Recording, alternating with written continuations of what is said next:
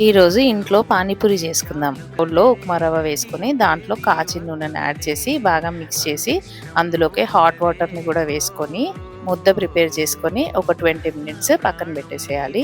ఇప్పుడు ఉడికించుకున్న ఆలూస్‌ని మ్యాష్ చేసుకొని దాంట్లోకి ఆనియన్స్, కారము, ఉప్పు, జీలకర్ర పొడి, చాట్ మసాలా, కొత్తిమీర వేసుకొని మిక్స్ చేసుకొని పక్కన ఉంచండి.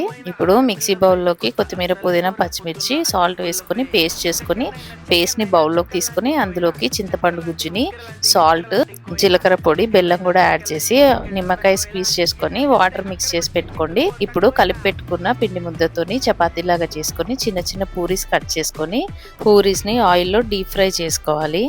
తిప్పుకుంటూ చక్కగా రెండు వైపులా కాల్చుకొని గిన్నెలోకి తీసి పెట్టుకోవాలి. పూరీస్‌ని కొద్దిసేపు ఆరనిస్తే క్రిస్పీగా అవుతాయి.